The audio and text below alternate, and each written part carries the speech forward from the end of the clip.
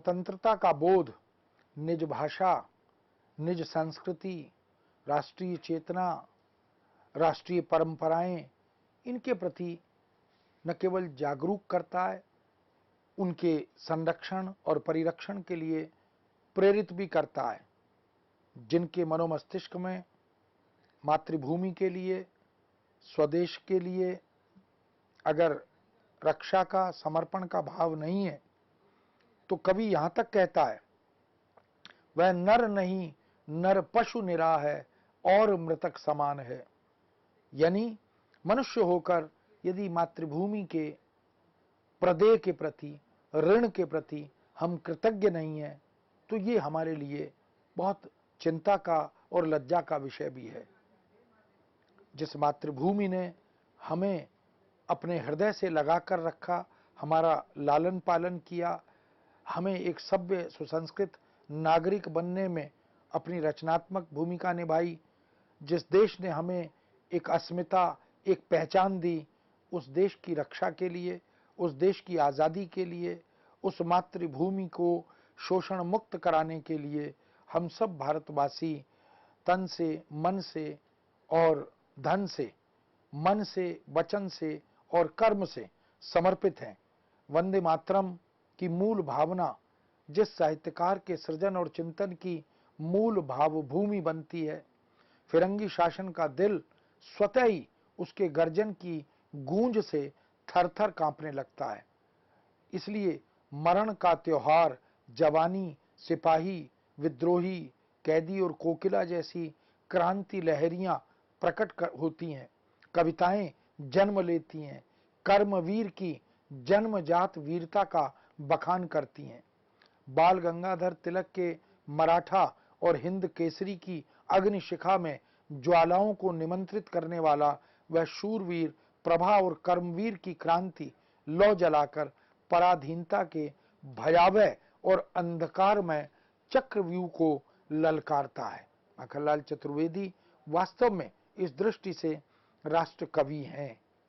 हालांकि हमारे यहाँ राष्ट्र कवि की उपाधि मैथिली शरण गुप्त को और रामधारी सिंह दिनकर को मिली, किंतु माखनलाल चतुर्वेदी, सुभद्रा कुमारी चौहान, सोहनलाल द्विवेदी, बालकृष्ण शर्मा नवीन, राम नरेश त्रिपाठी, ऐसे अनेक कवि हैं, ऐसे अनेक चिंतक विचारक हैं जो आज़ादी के लिए जेल भी गए, चाहे यशपाल हों, अज्ञेय हों या अन्य रचनाकार हों। माखनलाल चतुर्वेदी तो लिखते हैं, क्यों पड़ी परतंत्रता की बेड़ियां, दासता की हाथ हथकड़ियां पड़ी, न्याय का मुंह बंद फांसी के लिए, कंठ पर जंजीर की लड़ियां पड़ी। ये जो चेतना है, ये वास्तव में विद्रोह की चेतना है, आक्रोश की चेतना है। राष्ट्रीय स्वातंत्र का दस्तावेजी इतिहास अगर देखना हो तो कवितात्मक शैली में इसको हम देख सकते हैं। राष्ट्रीय चेतना के इस प्रतिरूप में समय के पैरों को, उनके पद चिन्हों को, उनके कदमों की आहट को देखा है, पहचाना है और जी भर के सुना भी है।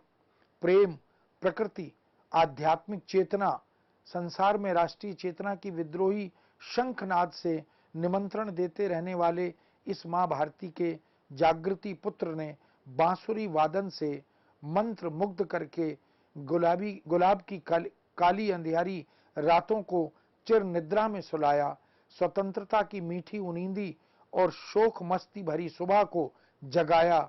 वह साक्षात नटवर भगवान श्री कृष्ण की वेणु ही तो थी, जो अपने मधुर लहरियों से क्रांति पुत्रों को बरबस और अनायास उस क्रांति ध्वज के नीचे खींच लाती थी।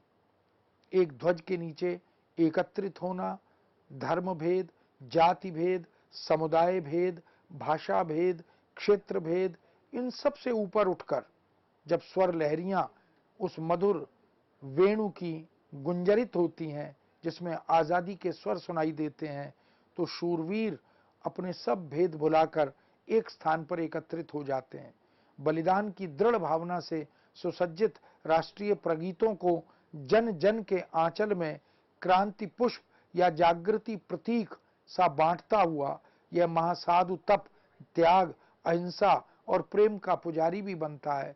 तो राजनीतिक सर्प के फुंकरण और विदेशी शासकों की यातनाओं से भयभीत न होने वाला प्रखर, कर्मवीर, शूरवीर और विद्रोही सिपाही भी बन जाता है।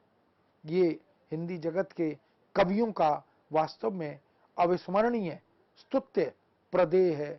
और हम देख सकते हैं, अमीर इरादे गरीब इरादे में चतुर्वेदी जी स्वयं लिखते भी हैं, पीढ़ी को तुम मधुर गाने दो तो प्राणों की उड़ान भी दो, सपने फूलें तो बलि के पुष्प भी फूलें, कली चटके तो आकाश से गोलियां भी चटकने दें, रिमझिम में बरसे तो बारूद की फुलझड़ियां क्यों न रंग दें। स्वामी विवेकानंद ने उठो जागो गंतव्य को प्राप्त करो जैसा मंत्र दिया। सुभाष चंद्र बोस ने तुम मुझे खून दो मैं तुम्हें आजादी दूंगा। बाल गंगाधर तिलक ने स्वतंत्रता हमारा जन्म सिद्ध अधिकार है। इसी तरह से चाहे वो भगत सिंह हो या अन्य स्वतंत्रता सेनानी हो, जिन्होंने अलग अलग तरह से अलग अलग पद्धतियों से देश की आज़ादी की परिकल्पना की, संकल्प लिया, संघर्ष किया, बलिदान किया। महर्षि अरविंद घोष के राष्ट्रवाद एक ईश्वरीय धर्म है और राष्ट्र ईश्वर है, राष्ट्र अमर है, ऐसे जाप ने इस भारत भूमि को, भारत पुत्र को मातृवंदना का पाठ पढ़ाया। तो लोकमान्य तिलक के स्वतंत्रता हमारा जन्मसिद्ध अधिकार है और हम उसे लेकर रहेंगे, इस उद्घोष ने भी माखनलाल चतुर्वेदी जैसे अन्य अनेक रचनाकारों को, लाला लाजपत राय, विपिन चंद्र पाल, दादा भाई नौरोजी, महात्मा गांधी, गोपाल कृष्ण गोखले, मोतीलाल नेहरू या चितरंजन दास, ऐसे स्वतंत्रता सेनानियों को, आज़ादी के इन प्रहरियों को हमारे सामने ला खड़ा किया। बाल गंगाधर तिलक के जादू भरे इरादों का अद्भुत जादू इस महाकवि के सिर पर चढ़कर बोलने लगा और माखनलाल चतुर्वेदी ने क्रांति के इन स्फुल्लिंगों को अपनी कविता में बिखेरा। सूरज सावधान हो जाओ, मातृभूमि पर तुम धर लो धीर, पश्चिम तुम भी शीघ्र समझ लो, नीति बदल बन जा गंभीर, कर्म क्षेत्र में आते हैं अब करने को जननी का त्राण, कई करोड़ दुखों के व्याकुल भारत के भावी विद्वान। अफ्रीका में गांधी जी का रोमांचकारी संघर्ष चतुर्वेदी जी के उत्साह को और प्रेरणा देता है। विराट जन्मभूमि की विकृतियां रूपायित होकर उन्हें संघर्ष की चुनौती का निमंत्रण देती हैं। गांधी जी के सत्याग्रह की ध्वनि समग्र विश्व में गूंज रही थी, तो खंडवा से प्रकाशित होने वाली पत्रिका प्रभा स्वतंत्रता के लिए निष्काम कर्म की विराट चेतना को विकीर्ण कर रही थी। भारतीयता की शान और अभिमान की कसौटी निर्धारित करते हुए कवि कहता है, मेरे जीते पूरा स्वराज्य भारत पाए, अरमान यही, बस शान यही, अरमान यही, हम कोटि कोटि की जान यही। जिस महायोद्धा की जीवन यात्रा का विराम में विश्वास ही ना हो, उस अथक क्रांति पुत्र को तो पराधीनता, गरीबी, शिक्षा हीन भावना, भाषिक अवमूल्यन, भारतीय पुत्र की दैन्यता, शिल्प और कला की हत्या, गौरव चेतना का ह्रास, सांप्रदायिक तथा ऊंच नीच के भेदभाव, ये सब, इन सब सोपानों पर निरंतर विजय ध्वज लहराने का काम हमारे रचनाकारों ने, कवियों ने, स्वतंत्रता सेनानियों ने किया। सभी चुनौतियों का ऋण चुकाना था, इसलिए मानवता धर्म से वंचित हो रहे राष्ट्र को उसकी ग्लानि और क्षोभ से मुक्त कराना भी इनका ध्येय था। ये सभी दायित्व माखनलाल चतुर्वेदी या अन्य उनके समकालीन, समयुगीन, पूर्व और बाद के रचनाकारों ने अपनी अंतिम श्वास तक निभाए। अपने राष्ट्रीय सांस्कृतिक साहित्य से वे सार्वभौमिक, वैश्विक तथा चिरंतन मूल्यों की उस धरोहर को हमें सौंप कर गए, जिसके सामने बड़ी बड़ी तोपों के मुंह भी बंद हो जाते हैं या फीके पड़ जाते हैं। तत्कालीन भारत की दारुण परतंत्रता, अंग्रेजों की अन्यायपूर्ण दुराभिमानी सत्ताधारिता और घोर, भयावह तथा निकृष्टतम सामाजिक आर्थिक परिस्थितियों का जाल, प्रथम विश्व युद्ध का निराशा हताशा भरा परिवेश, युद्ध की विभीषिकाओं के सम्मुख बिलबिलाता अपाहिज विश्व जीवन तथा व्यक्तिगत स्वार्थों के अतृप्त अहम का शिकार बना पूरा वायुमंडल, सभी कुछ कवि के हृदय को न केवल झकझोरता है, खंडित करता है, बल्कि उसे विचलित भी करता है। हृदय को विद्रोही बनाने की भूमिका भी निभाते हैं। दैन्य और दैन्य उत्पन्न करने वाली शक्तियां संघर्ष भूमि का निर्माण करती हैं, तो स्वाभिमान का शंख श्रेणीवाद को मिटा देने के लिए क्रांति चक्र का आह्वान करता है। कवि कहता है, पधारो एक बार फिर सुने धनुष की वह अद्भुत टंकार। पधारो एक बार फिर सुने धनुष की वह अद्भुत टंकार। पधारो मेघराज दब जाए, हो पड़े जहां कठिन हुंकार। मातृभू कौशल्या की गोद आज हरी हरी हरी हो उठे। कष्ट में लेता हूं अवतार तुम्हारी बात खरी हो उठे। नगारों से नगरों में नाथ मुबारकवादी सी सुन पड़े। कंटीली जंजीरें कट जाएं, जरा आजादी सी सुन पड़े।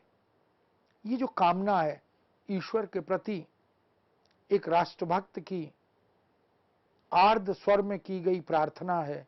इसलिए ये रचनाकार कभी अपनी शक्ति के आह्वान को, कभी ईश्वर के प्रति अपनी विनम्र वेदना और प्रार्थना को व्यक्त करते हैं।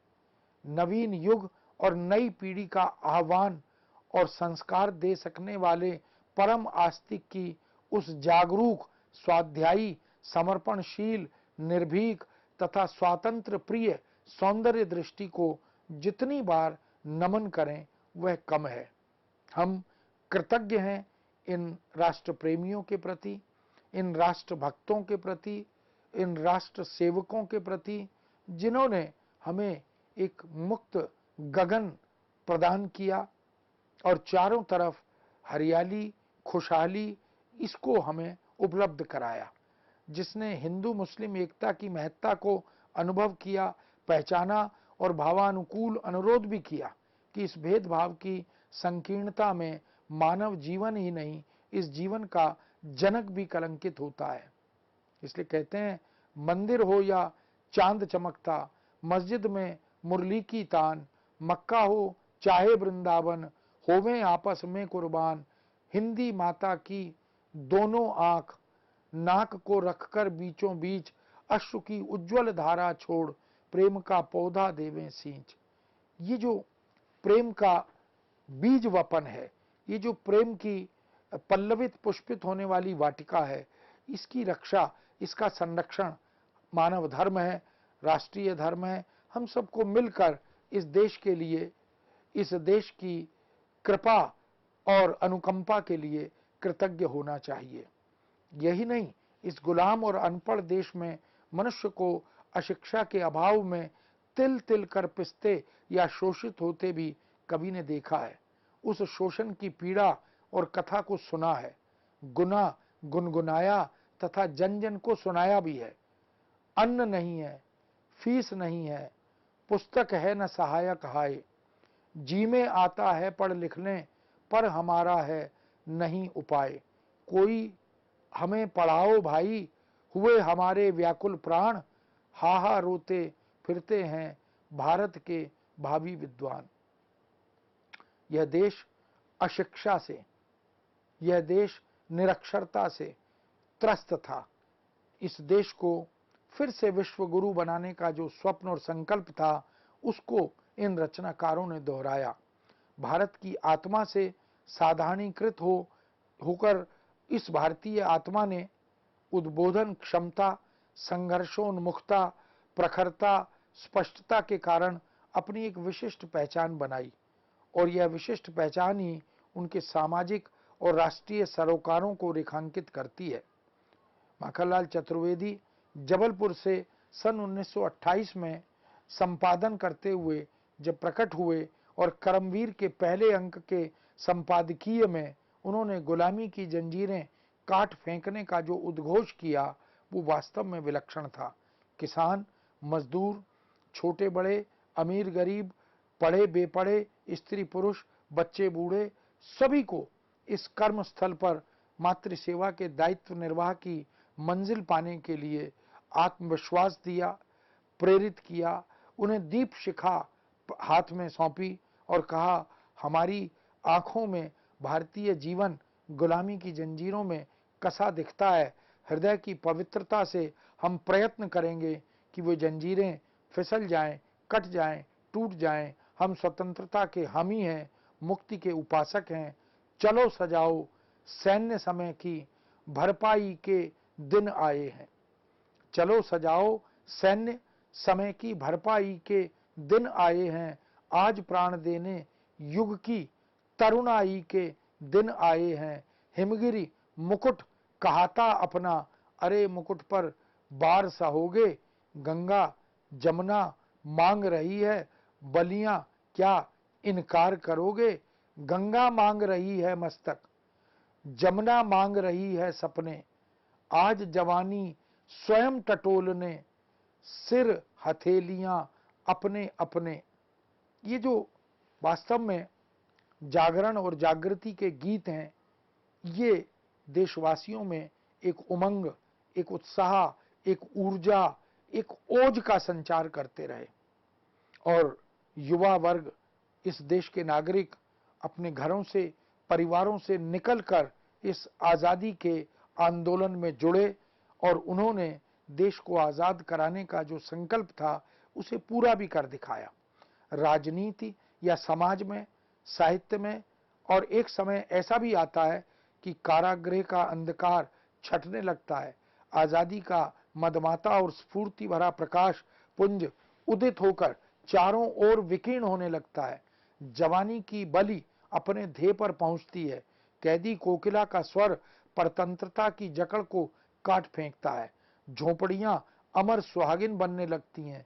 सूना साकेत फिर से आबाद होने लगता है और कवि उत्साह तथा आह्लाद में विजय की स्मरण वेला का उत्सव मनाते हुए कह उठता है, हो गया आबाद फिर साकेत सूना, जातियां घुल मिल गईं कहने दूना। साम्राज्य मिटा कटी कड़ियां पुरानी, राम राज्य हुआ रचो जागृत कहानी। आज ये मजबूरियां बड़भागिनी हैं, आज झोंपड़ियां अनंत सुहागिनी है। निश्चित ही प्रेम, रहस्य और प्रकृति से भी राष्ट्रीयता का साक्षात दर्शन कराने और करवाने की क्षमता और सामर्थ्य रखने वाला ये देश प्रेमी कवि माखनलाल चतुर्वेदी क्रांति पुत्र बनकर हिंदी जगत में अवतरित हुआ, भारत भूमि पर अवतरित हुआ।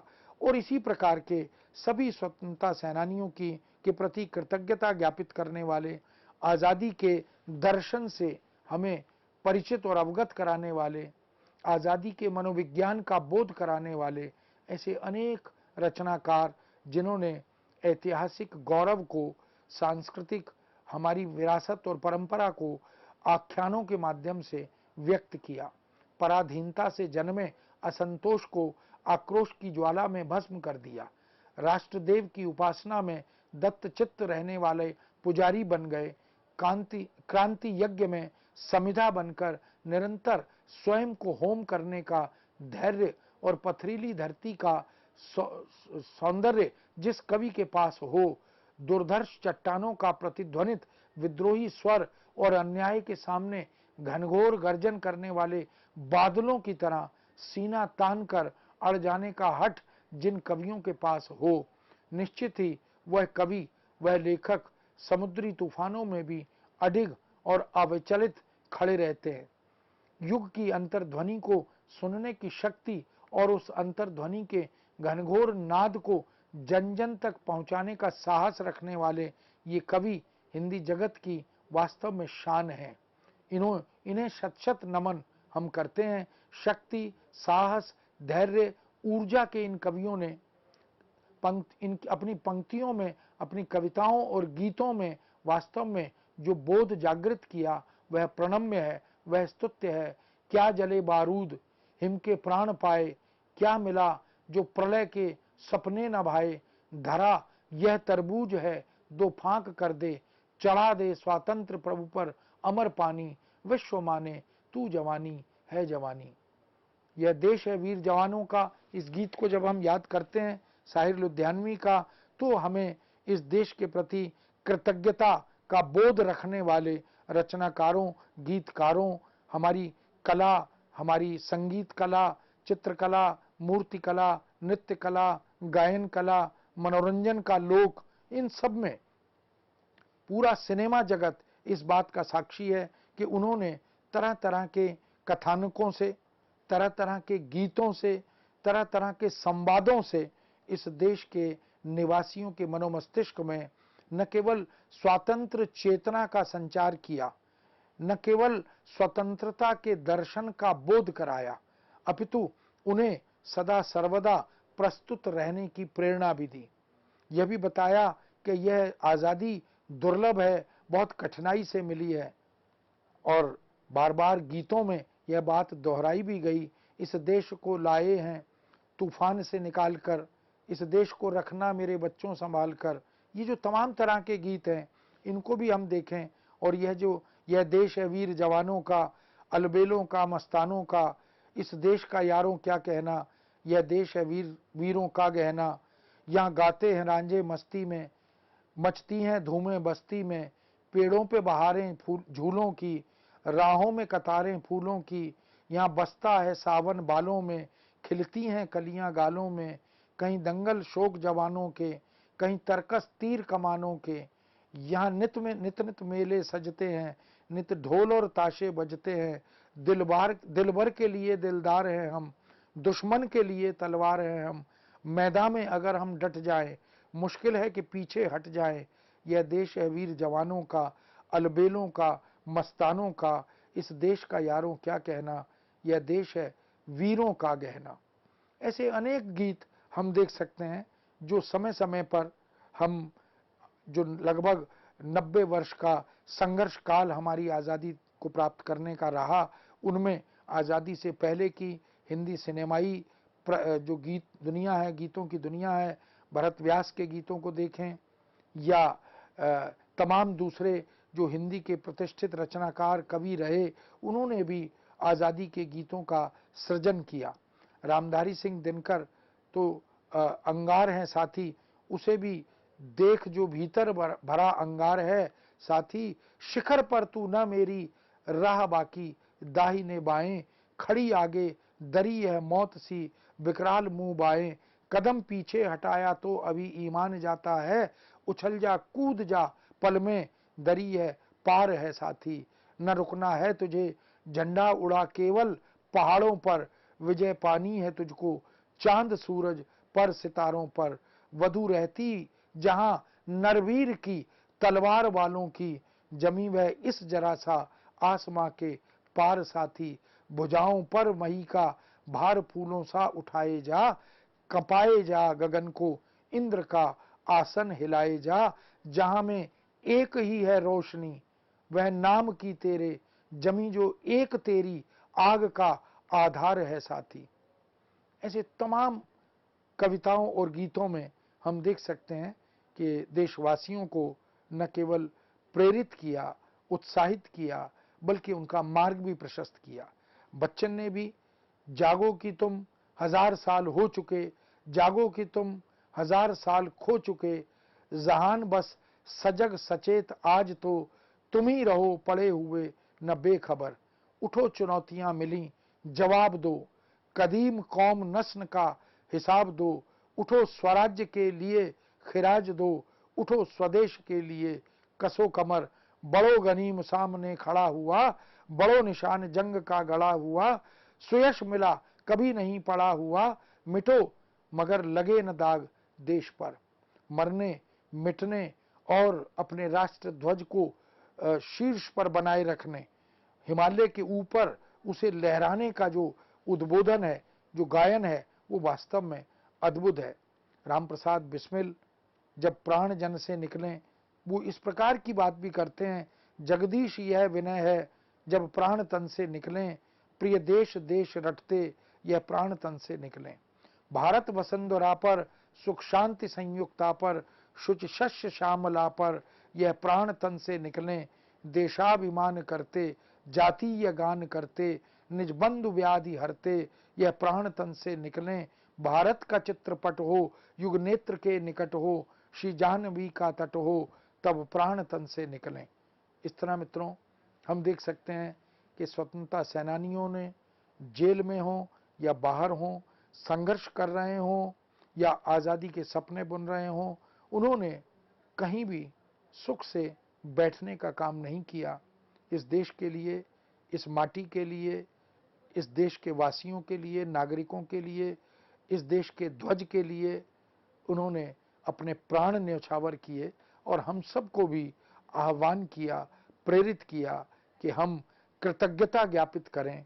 जिस देश का हम नमक खाते हैं, जिस देश की हम रोटी खाते हैं, जिस देश के राष्ट्र ध्वज का हम सम्मान करते हैं, जिस देश के राष्ट्रगीत और राष्ट्रगान के प्रति हम नमन करते हैं, उस देश की आज़ादी को बचाकर रखना, संजो कर रखना, संवार कर रखना, उसे पल्लवित पुष्पित करना, यह हमारी राष्ट्रीय और नैतिक जिम्मेदारी भी है, धर्म भी है। इस विषय को यहाँ विराम देते हैं। पुनः नए विषय के साथ आपके समक्ष उपस्थित होंगे। आज्ञा दीजिए। नमस्कार।